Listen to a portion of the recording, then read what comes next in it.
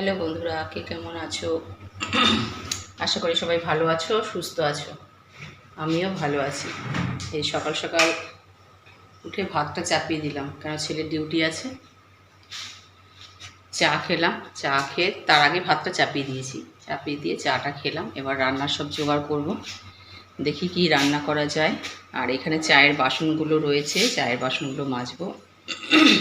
ও তার আগে ঘুম থেকে উঠে কি করেছি আগে সেটা আগে বলি। ঘুম থেকে উঠে একবার মুখ টুক ধুয়ে একবার চা খেয়েছি, খেয়ে তারপরে বাসি কাপড় চোপড় ছেড়ে আবার গোপালকে তুলে দিয়ে আসলাম।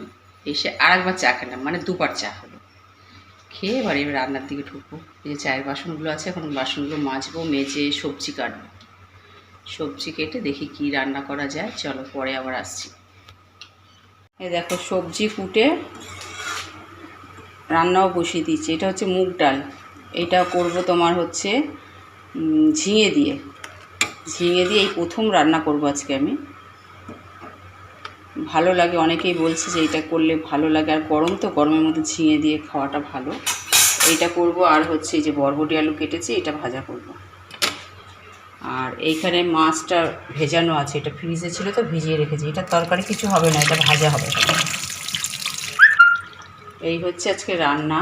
আর সয়াবিন আলুর তরকারি হচ্ছে ফ্রিজে আছে। গরমের মধ্যে না বেশি কিছু রান্না করতে ইচ্ছাও করে না, খেতে ইচ্ছাও করে না।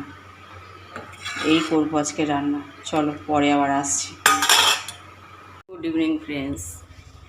সকালবেলা সেই রান্না করতে করতে তোমাদের সামনে এসেছিলাম। তারপরে গরমে আর কিছু ভালো লাগছিল না।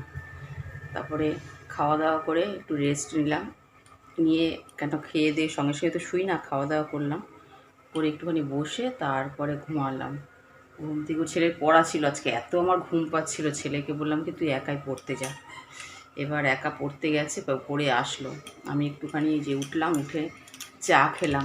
দেখো মাথাটা তো কিচ্ছু আঁচড়ায়নি। ওই দেখো এর যন্ত্রণায় দেখো জানলাটা খুলতে পারি না, দেখেছো? দেখো এপাশের এই পেছনের ঘরের পেছনে জানলাটা খুললেই ও সেইখানটা দাঁড়াবে, একটু আওয়াজ পাবে, ঘেউ ঘেউ করবে। তো পাখাটা বন্ধ করে ভয়েসটা দিচ্ছি, দেখো ঘেমে যাচ্ছি, পারছি না। এর জন্য ভিডিওটা আর বড় করব না, এখানে রাখছি। সবাই ভালো থেকো, সুস্থ থেকো, সাবধানে থেকো। Okay bye, tata. ভালো লাগলে লাইক কমেন্ট করো।